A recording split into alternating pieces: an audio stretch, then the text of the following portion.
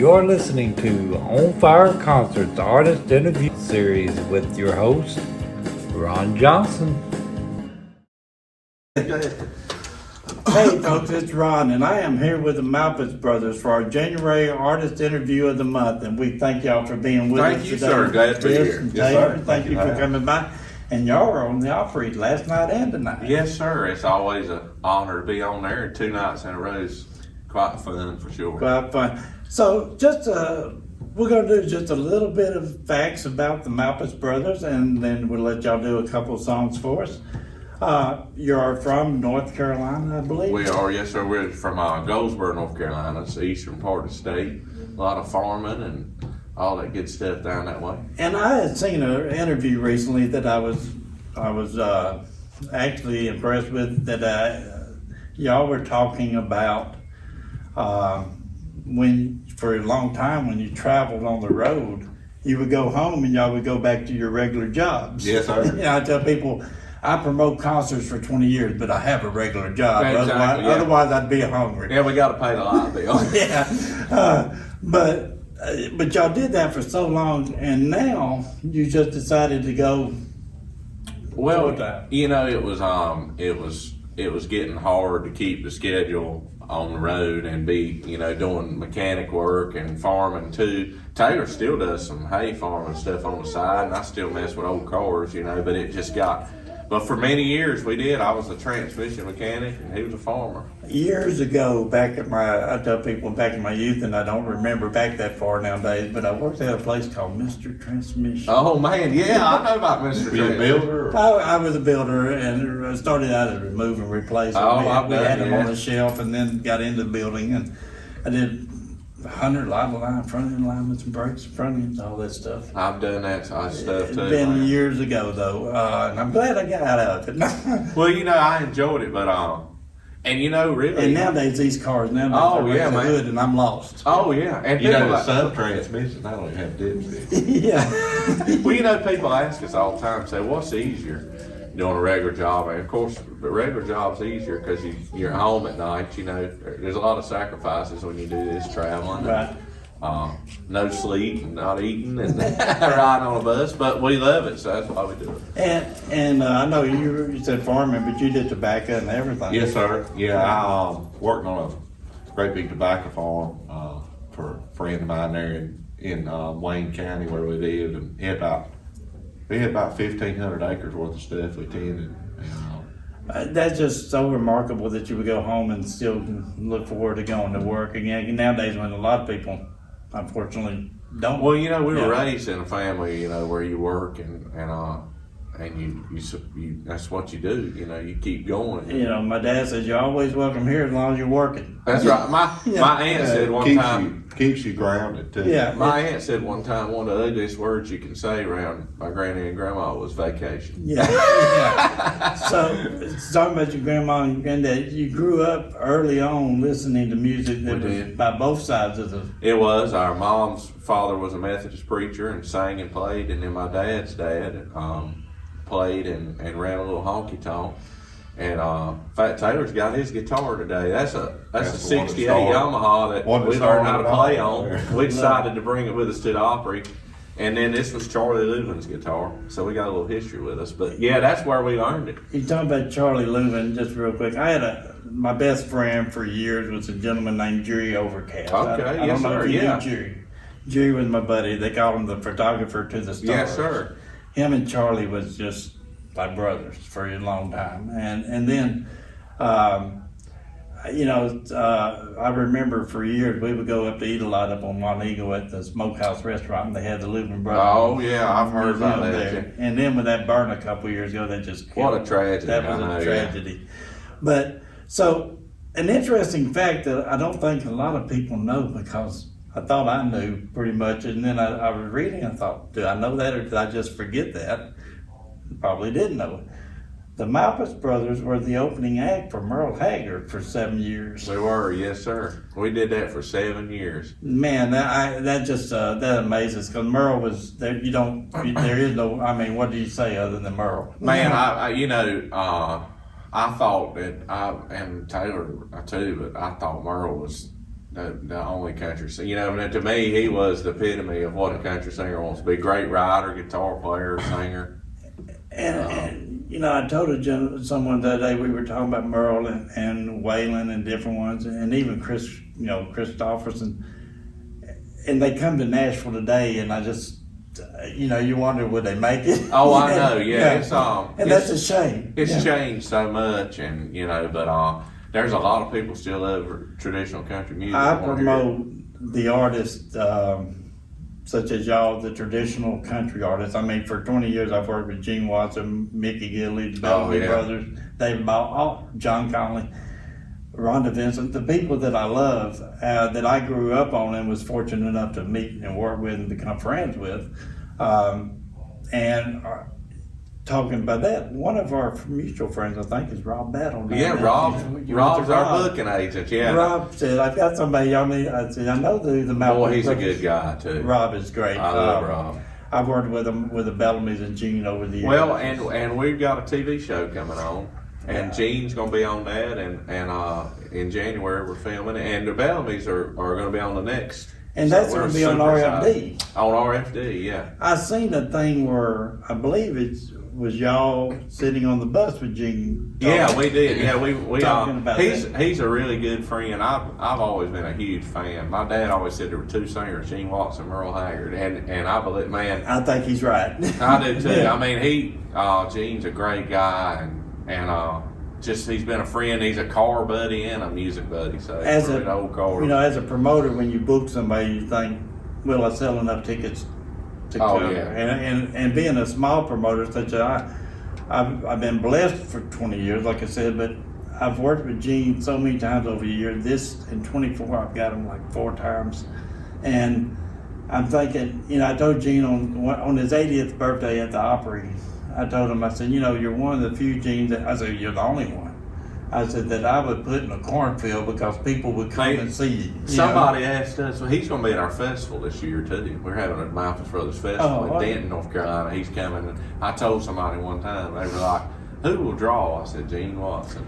That's the truth. Gene is his, like I had him this year in Rome, Georgia, which is amazing, but Gene's one of the few, and y'all are carrying on that tradition, and you're doing your own, putting your own touch on it. We're trying to do our own thing as well as honoring the music, cause we'll never quit doing the old songs because it's just part of us. Right. I mean, we're fans of that stuff as much as anybody. So when we go out on stage, when we do a singer like a Lefty song or Merle or whatever, to us, it's like, hey guys, y'all remember this one? You know, it's exciting to get it out there for people to remember that stuff.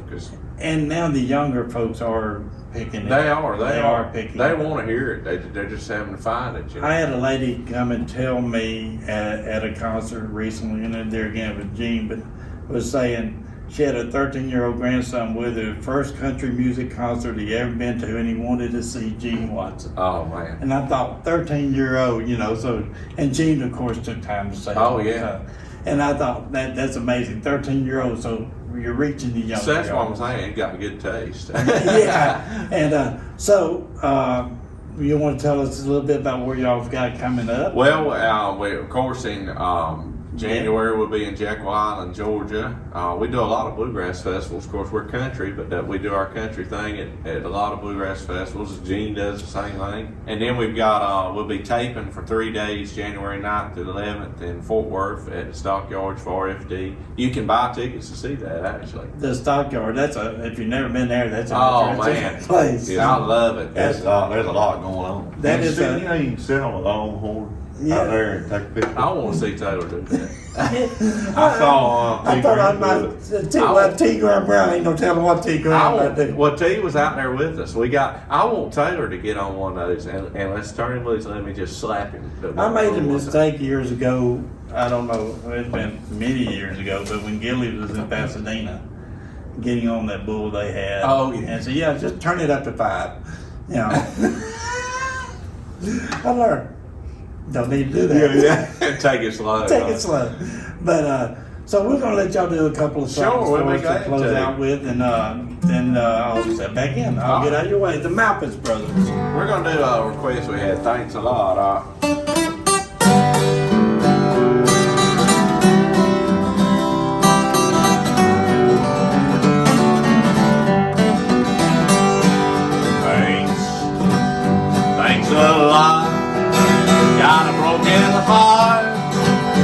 that's all I got. You made me cry, I cried a lot. I lost your love, honey, thanks a lot.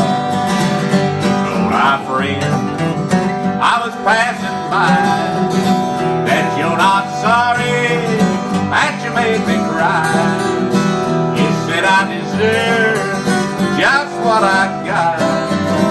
If that's how you feel, sugar, thanks a lot. Oh, thanks a lot. Got a broken heart, that's all I got. You made me cry, I cried a lot. I lost your love, honey, thanks a lot.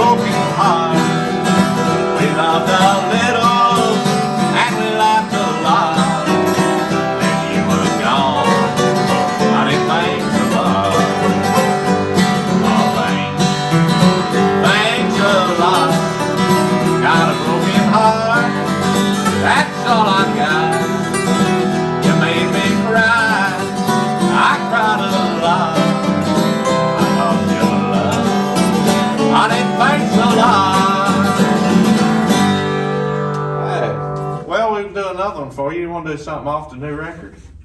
We always say we talk You about. can, I was thinking that you could do Jimmy Rogers. Well, yeah, we'll do a Jimmy Rogers. That's He a good- influenced everybody. He influenced. Jimmy Rogers was one of the biggest influences, probably to all our favorite country singers. All around the water tank, waiting for the train, 1,000 miles away from home, sleeping in the rain. I woke up to a great give him a line call. He said, if you got money, I'll see that you don't walk. Well, I haven't got a nickel, not a penny, and I sure get off, you railroad bum. And he slammed the boxcar door. Yodeling, yodeling, do, do, do.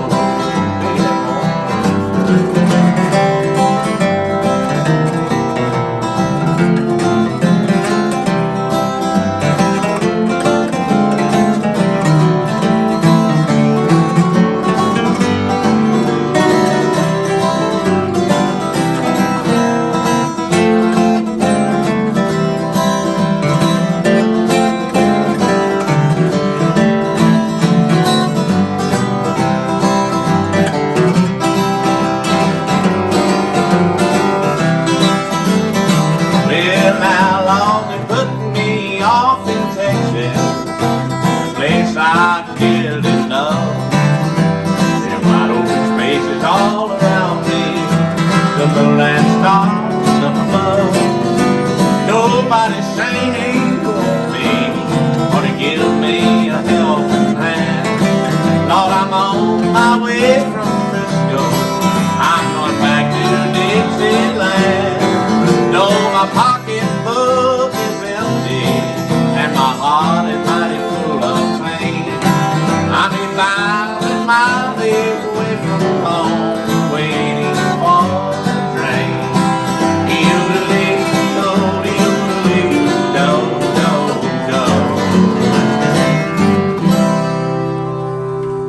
Malpass Brothers, folks. And by the way, I failed to mention, congratulations on your Josie Award. Oh man, you know what? That was an honor to us. We didn't expect to win. We were really honored, and that's a great organization. Josie and Tina Marie both are dear friends. We were blessed to win concert series. Yeah, congratulations to you too. Yeah, They do so much. They do, and great people, and it's such a great. I mean, it just gives a lot of people that haven't had the recognition. Some, and it's just a and great. now that they've got the radio station, the JMA radio. Yes, sir.